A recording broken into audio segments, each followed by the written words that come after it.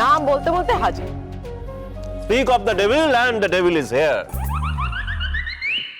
মালাই ষাট, সমু ডেভিল কেন হবে? 1000 বছর বাঁচুকো।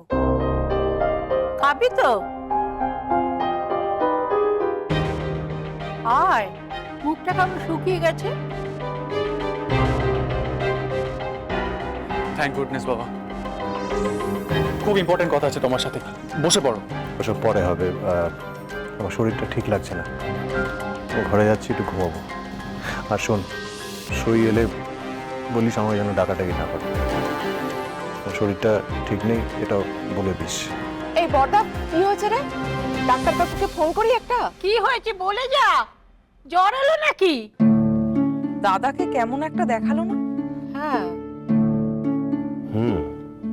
কেমন একটা গরুচোর গরুচোর ভাব। সে আবার কি ধরনের কথাবার্তা? জানতে চেয়েও না মা, জানলে তুমি খুশি হবে না।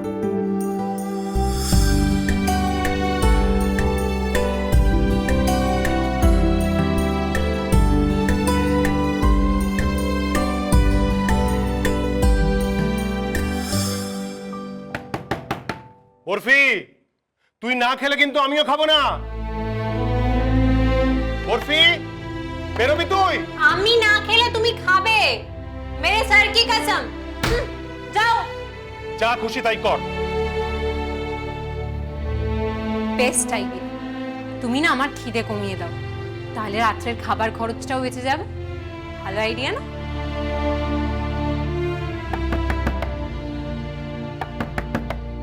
উফ, কতবার বলবো তোমায় আমি খাবো না, আমায় ডাকতে এসো না। যাও মামা। আরে বাবা নয় রে, আমি। খোল দরজাটা।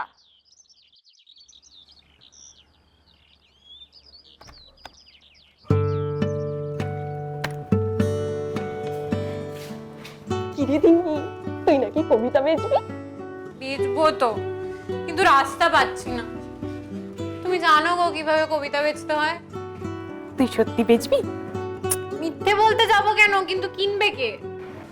আমি কিনবো। তুমি? তুমি কেন কবিতা কিনতে যাবে? আস্তে আস্তে, চুপ চুপ। আমি আমার বয়ফ্রেন্ডের জন্য কবিতা কিনবো, মেসেজ করে পাঠাবো। রোমান্টিক কবিতা লিখে দিবি তো? আরে বাস, চুমকি দিদি, তোমার বয়ফ্রেন্ড আছে? কে গো, কি নাম, কি করে, কোথায় থাকে? ভগবান, তোকে কিছু বলাও ঝামেলা। আরে বলো না তোমার বয়ফ্রেন্ড কে, কোথায় কাজ করে, কি করে? আমার বয়ফ্রেন্ড কে সেটা জেনে তুই কি করবি? হ্যাঁ, তুই শুধু এটা বল যে তুই আমায় কবিতা লিখে দিবি কিনা। পার কবিতা 50 টাকা। হ্যাঁ, দেবো। থ্যাংক ইউ চুমকি দিদি, থ্যাংক ইউ। আচ্ছা, ওয়েট, আমার কিন্তু দুটো শর্ত আছে। এক, আমার এই বয়ফ্রেন্ডের কথা কিন্তু কাউকে জানানো যাবে না। দুই, আমি কিন্তু সবাইকে বলবো যে এই কবিতাগুলো আমি লিখছি। বল রাজি? হ্যাঁ রাজি। আমার তো মামাকে টাকা ফেরত দেওয়ার মতো টাকা পেলেই হলো, কে ক্রেডিট নিল তাতে আমার কি। থ্যাংক ইউ ঝুমকি দিদি, থ্যাংক ইউ। মামা গো, খিদে পেয়েছে, খাবো। Thank you.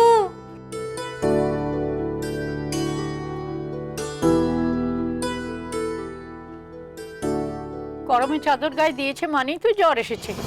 এই পলা, বড় বৌমাকে ফোন কর। জ্বর কোথায় গো মা, গা তো পুরো ঠান্ডা। তুই কি ডাক্তার? বড় বৌমাকে খবর দে। বড় বৌদি বুঝি ডাক্তার?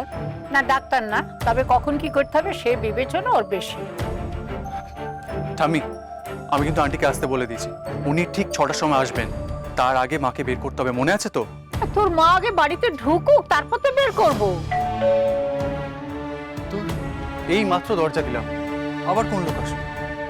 আর লোক কোথায়? বড় বৌমা এলো বোধহয়, যা দরজাটা খোল।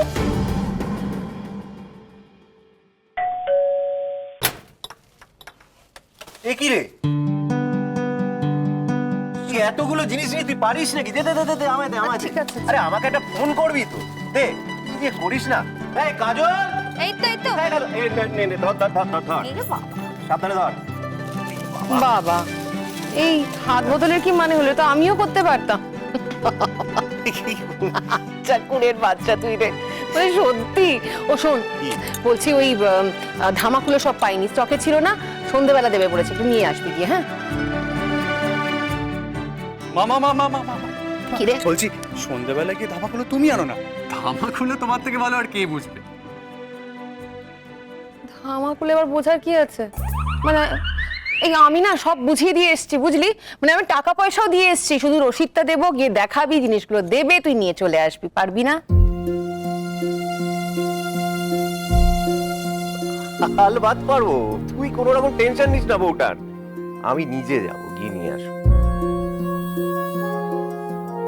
থামে, আমি ওপরে যাচ্ছি, যেটা বললাম সেটা মনে রেখো।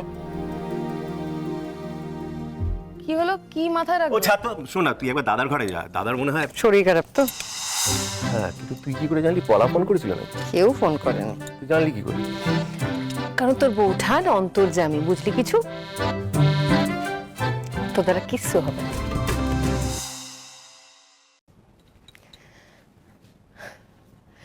যখনই প্রফেসর সাহেব কোনো গোলমাল করেন, বোঝেন যে কপালে বিপদ আছে, তখনই ওনার শরীর খারাপ হয়। এই এতগুলো বছরে এইটুকু চিনব না?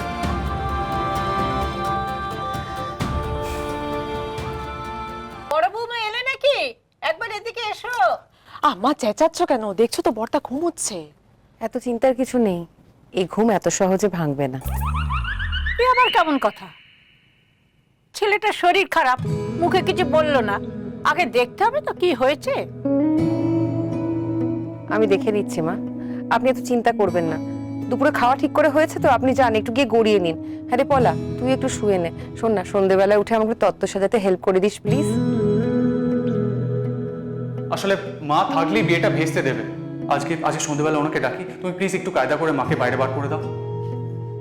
বড় বৌমা ওই সন্ধেবেলা মা, এখন থাক না ওসব কথা, পরে বলা যাবে। এখন চলো তো, ওঠো ওঠো ওঠো ওঠো। আরে চলো এখন, বড় বৌদি একবার দেখে।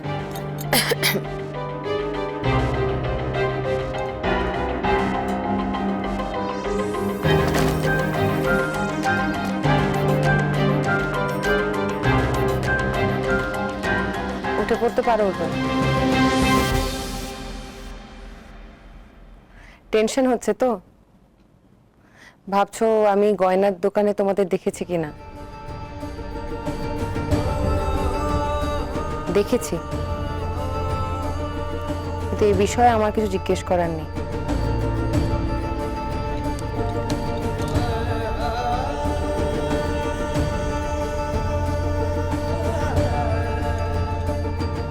আজকাল ঘুমের সঙ্গে সঙ্গে নাক ডেকে ওঠে তোমার।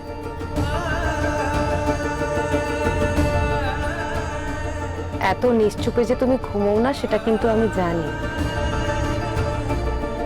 খাবার খেয়ে এসেছো? চা খাবে? বেশ, তবে খেও না। এই জেগে ঘুমানোটাও কিন্তু এক ধরনের পালানো, জানো তো?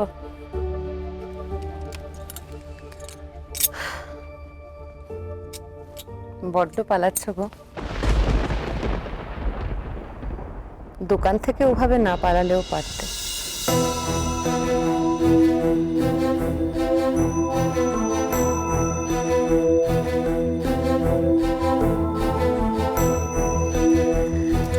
এমন কাজ করো কেন প্রফেসর সাহেব যাতে পালাতে হয়?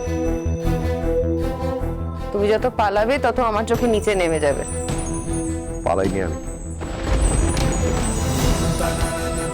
আমার কথাগুলো শুনছিলে তুমি?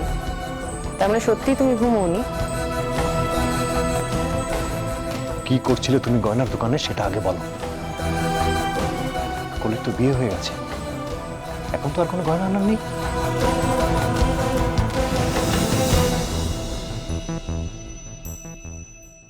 বড় বৌমাকে বাড়ি থেকে বের করতে হবে। এমনি বললেই তো ওভাবে বার করে দেওয়া যায় না মা। রোমান্টিক কবিতা লেখার কেন দরকার বললো দিগ্নি ম্যাডামের?